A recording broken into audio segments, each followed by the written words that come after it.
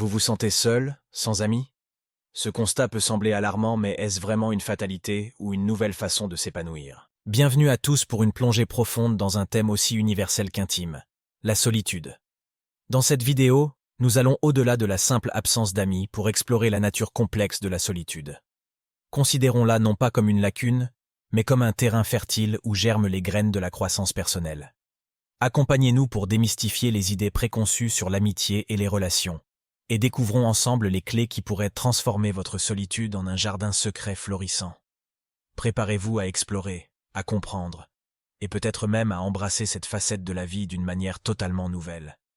Connectons-nous et plongeons dans ce voyage fascinant ensemble. Dans un monde où la connectivité est reine et les relations interpersonnelles sont dorées, n'avoir aucun ami sonne comme une tragédie personnelle.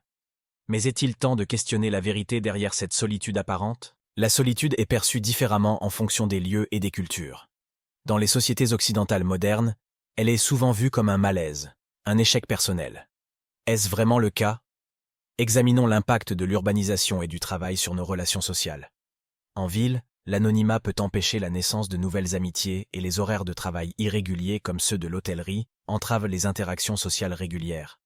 Cependant, la solitude n'est pas une fatalité.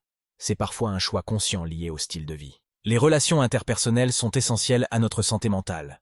Dès l'enfance, nous cherchons soutien et affection chez nos parents puis chez nos amis. Le manque d'amitié peut conduire à la tristesse ou à la dépression. Cependant, il est crucial de comprendre qu'avoir un ami ou deux peut s'avérer tout aussi satisfaisant et nourrissant. Il est temps de relativiser notre conception de l'amitié et de se concentrer sur la qualité plutôt que la quantité de nos relations. Ainsi, il est important de cultiver des relations authentiques et sincères, basées sur la confiance et le respect mutuel. L'établissement de liens solides avec des personnes partageant nos valeurs et nos centres d'intérêt est essentiel pour notre bien-être émotionnel. De plus, il est indispensable d'apprendre à gérer les conflits de manière constructive et à exprimer nos sentiments de manière appropriée pour maintenir des relations saines et durables. L'amitié véritable permet non seulement de partager des moments de bonheur et de soutien, mais aussi d'offrir et de recevoir des conseils et des encouragements dans les périodes difficiles. Par ailleurs, l'investissement dans des relations de qualité contribue à renforcer notre estime de soi et à favoriser notre développement personnel et professionnel. En fin de compte, il est crucial de se rappeler que les relations interpersonnelles enrichissantes ne sont pas uniquement basées sur le nombre d'amis que nous avons, mais plutôt sur la manière dont nous interagissons avec eux. Choisir des amis de manière consciente et entretenir des relations positives et épanouissantes constitue une source de bonheur et de satisfaction durable pour notre santé mentale. Avez-vous vraiment besoin d'une foule d'amis pour vous sentir épanoui? Les experts suggèrent que non. Une organisation relationnelle simple peut être suffisante pour le bonheur. Analyser vos amitiés passées peut vous aider à comprendre vos relations présentes et ce que vous pouvez améliorer. En effet, il est important de se concentrer sur la qualité des relations plutôt que sur leur quantité. Les amitiés profondes et sincères sont celles qui ont le plus d'impact sur notre bien-être et notre épanouissement. Prenez le temps d'évaluer qui parmi vos amis vous soutient réellement, vous encourage et vous fait grandir en tant que personne. Il est également essentiel de cultiver ces relations en investissant du temps et de l'énergie pour les renforcer. Il est également crucial de communiquer ouvertement et honnêtement avec ces personnes afin de maintenir une connexion solide et durable. En fin de compte, assurez-vous de valoriser ces relations et de les chérir, car elles sont le fondement d'une vie heureuse et épanouissante. La numérisation de la société change la manière dont nous interagissons. La dépendance aux interactions virtuelles peut appauvrir l'expérience humaine et entraîner une solitude plus profonde. Le challenge est de trouver un équilibre entre le virtuel et le réel, d'autant plus depuis la pandémie qui a limité nos interactions physiques, notamment chez les jeunes. Si vous vous sentez seul, c'est aussi l'occasion de vous interroger sur vous-même. Qu'attendez-vous de l'amitié? Quelles qualités cherchez-vous chez vos amis?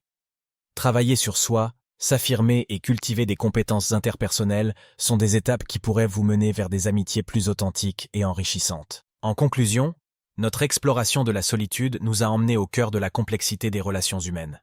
Nous avons découvert que la solitude va bien au-delà de l'absence d'amis, se déployant comme un terrain fertile pour la croissance personnelle. Redéfinissons ensemble notre compréhension de l'amitié, en reconnaissant les liens authentiques qui transcendent les simples interactions. Dans cette ère numérique, la frontière entre amis et connaissances peut sembler floue, mais nous avons également appris à trouver un équilibre entre les relations profondes du monde réel et les connexions virtuelles.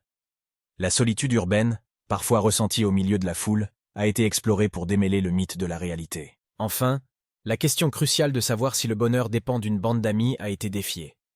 Peut-être avons-nous réalisé que le bonheur véritable réside en nous-mêmes, dans notre capacité à nous épanouir indépendamment du nombre de personnes qui nous entourent. Alors, continuons à explorer, à comprendre et à embrasser la solitude comme une opportunité de croissance et de découverte de soi.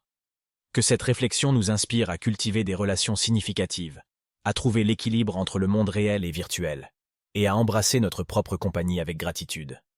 La vie est une aventure infinie, et dans chaque moment de solitude, une chance de se connecter avec notre moi le plus authentique. Merci de vous être joints à nous dans cette exploration fascinante. À la prochaine aventure.